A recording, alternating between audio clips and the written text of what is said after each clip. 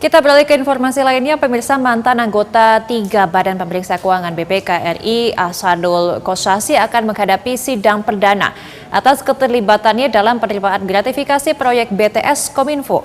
Sidang berlangsung di Pengadilan Tipikor Jakarta.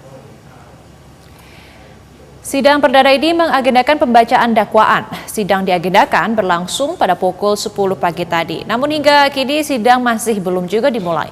Ahsanul Kossasi ditetapkan sebagai tersangka oleh Kejaksaan Agung pada awal November yang lalu karena terlibat dalam kasus dugaan tindak pidana korupsi proyek pengadaan BTS 4G Bakti Kominfo yang menyeret mantan Menteri Komunikasi Johnny Gerald Plate.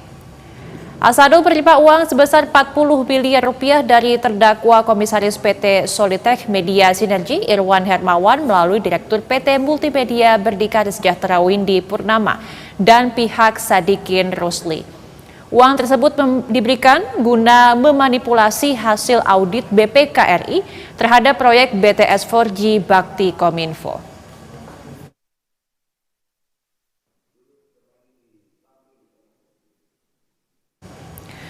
Untuk mengetahui bagaimana persiapan dan jalannya sidang perdana Ahsanul Kossasi, kita sudah terhubung dengan reporter BTV, ada Sela Rizky dan juru kamera Yulisa Febiola di Pengadilan Tipikor Jakarta Pusat. Selamat siang Sela, apakah hingga siang hari ini sudah mulai berlangsung sidangnya dan bagaimana sebenarnya peran Ahsanul Kossasi dalam korupsi mega proyek BTS Kominfo ini dalam surat dakwaan yang dibacakan? Baik, selamat siang Didis dan juga pemirsa, bahwa persidangan terkait dengan mantan anggota 3 BPK RI ini baru saja dimulai sekitar 20 menit yang lalu. Ini nantinya agenda persidangan ini akan membacakan dakwaan dari jaksa penuntut umum terhadap Ahsanul Kossasi dan juga seorang pihak swasta yakni Sadikin Rusli. Sebagaimana yang diketahui, untuk perannya ini memang Ahsanul Kossasi telah menjadi terdakwa dalam kasus tindak pidana korupsi proyek pengadaan pembangunan begitu ya BTS 4G Kominfo ini memang sudah menyeret banyak terdakwa dan juga tersangka, dan hari ini akan menjadi sidang perdana dari Ahsanul Kossasi. Dan selain Ahsanul Kossasi memang juga disidangkan bersamaan yaitu adalah seorang pihak swasta yakni Sadikin Rusli. Untuk perannya memang Ahsanul Kossasi sebagai orang dari BPK RI ini menerima uang senilai 40 miliar rupiah dalam bentuk USD.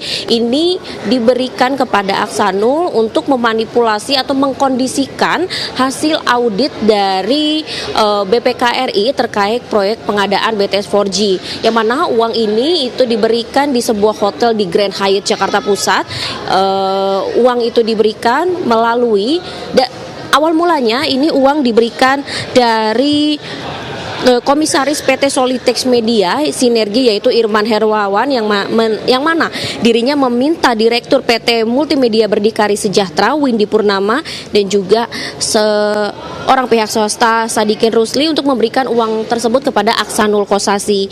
Dan di hotel tersebut, di Hotel Grand Hyatt ini ternyata sudah dipesankan 2 kamar, yang mana salah satu kamarnya itu sudah ada Ahsanul Kossasi, yang mana ini menimbulkan suatu kecurigaan mengapa ada Ahsanul Kossasi. Ternyata sudah dibuat suatu janjian gitu, pertemuan antara mereka untuk memberikan uang tersebut untuk memuluskan atau untuk memanipulasi, melakukan pemufakatan jahat terhadap pengadaan proyek BTS 4G ini. Kemudian uang itu diberikan di sebuah basement parkir dari hotel tersebut, dan lambat laun Kejagung karena nama Ahsanul Kossasi ini sering sekali disebut di dalam persidangan, Kejagung melakukan penyidikan bahwa memang ditemukan aliran dana dalam proyek BTS 4G ini yang menyangkut dengan anggota BPK RI tersebut. Dari situ Ahsanul juga telah mengembalikan uang senilai 40 miliar itu.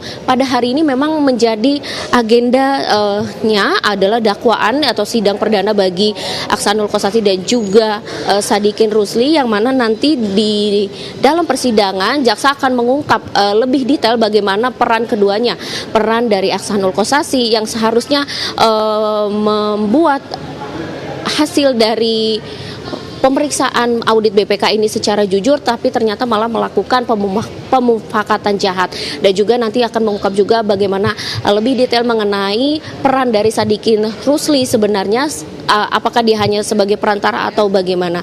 Sementara demikian Didis, kami akan mengikuti kembali jalannya persidangan pada pagi ini kembali ke Anda.